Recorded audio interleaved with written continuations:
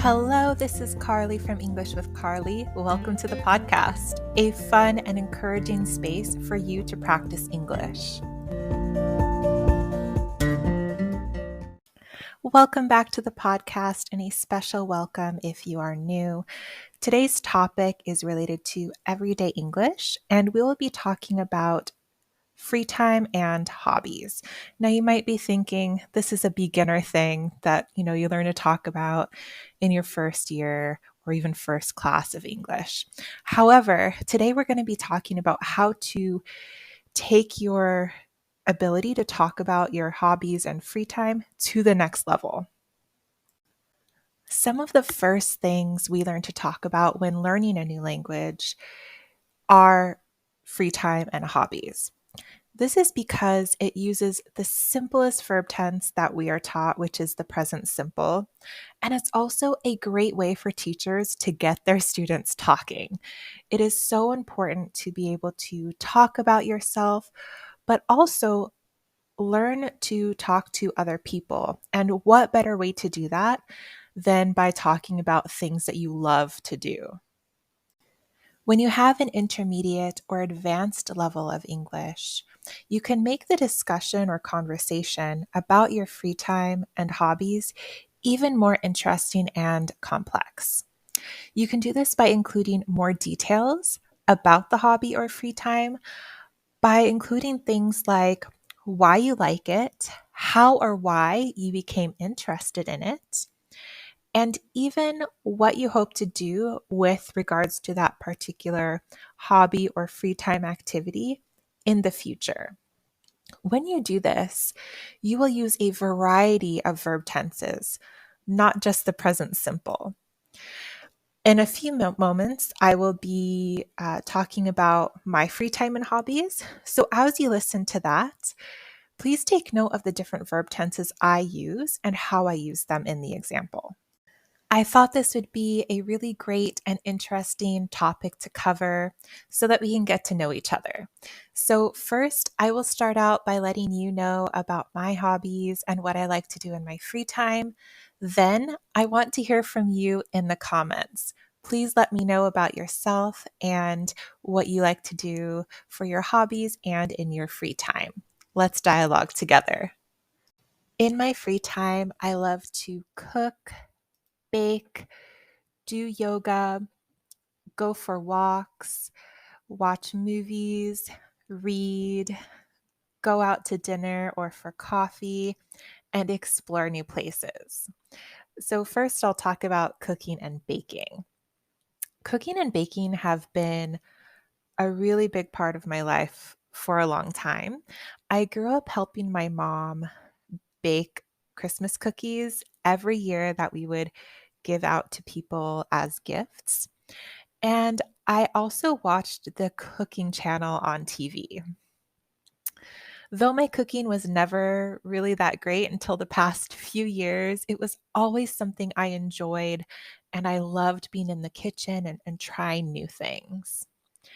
And I want to point out in particular that when I was living in France, I lived in France for a year. And when I was there, one of the ways I improved my French was by watching French TV, specifically watching the cooking channel on TV there.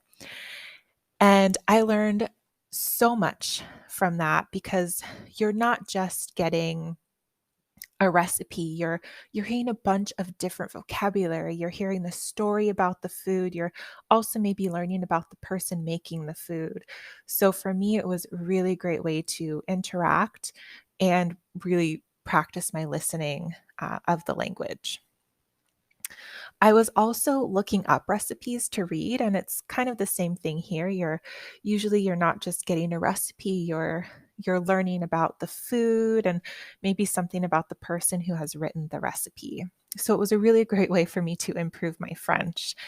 And I was looking up recipes that I was eating locally so that I could try to recreate them myself at home. And this was so much fun. Me and my friends would do this together. And one of my favorite things, it's very simple, but it's called salad lyonnaise.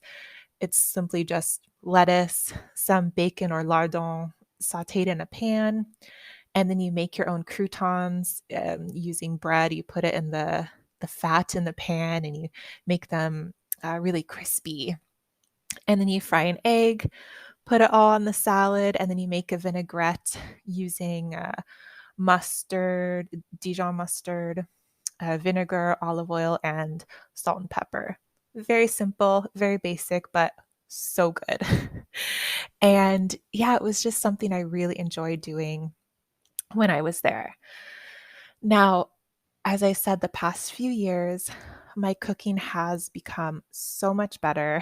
And one of the things I am most proud of recently is that I made my own sourdough starter from scratch.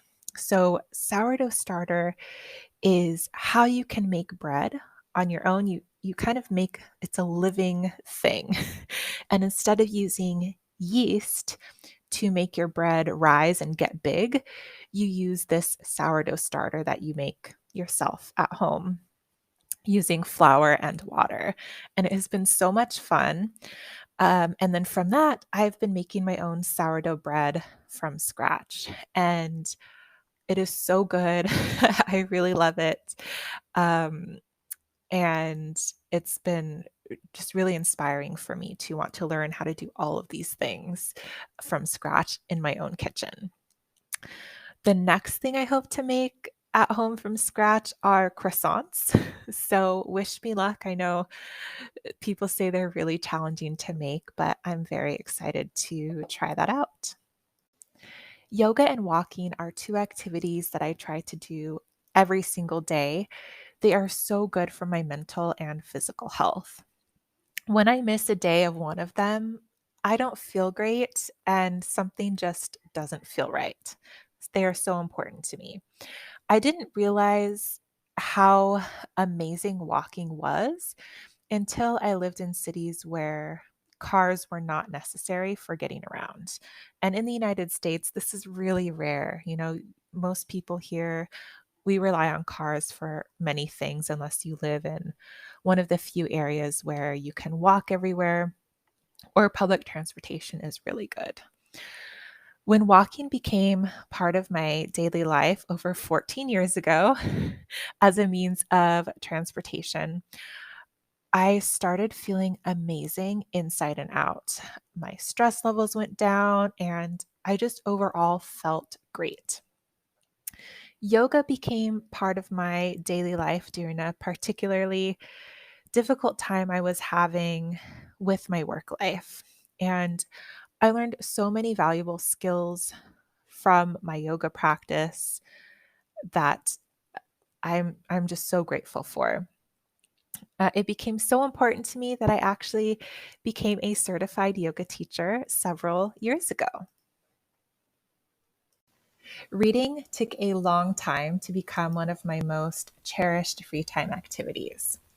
It wasn't until I was around 21 years old that I started to love reading.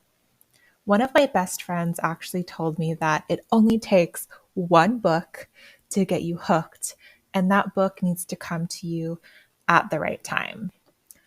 I'm a little embarrassed to tell you that for me, that book was Twilight by Stephanie Meyer. And yes, I was around 21 years old at the time.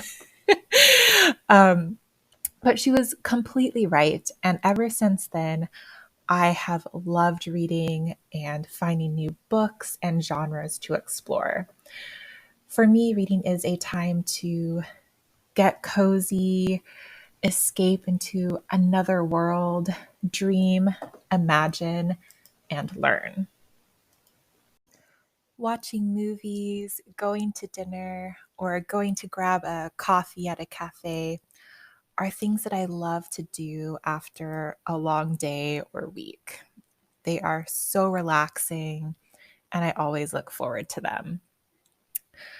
In terms of watching movies, I enjoy going to movie theaters to watch movies, but I also like watching them at home. It's always really comfortable to watch movies at home. For going out to dinner, I usually save this for once a month, and I try to go to nicer places and order foods that I can't usually make it home for myself.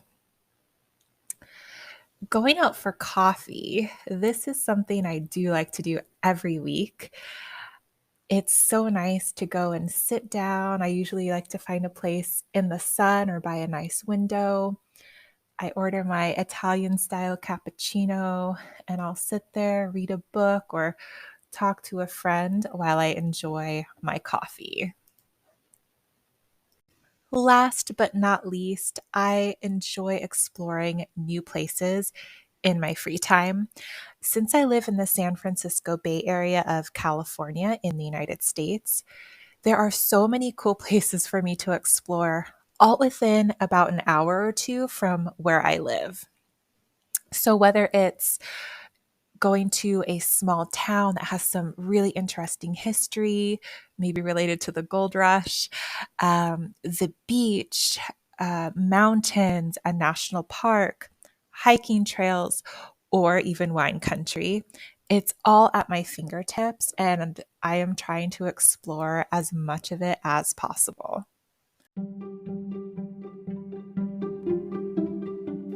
Now it's time for you to practice what you have learned and observed so far in today's lesson.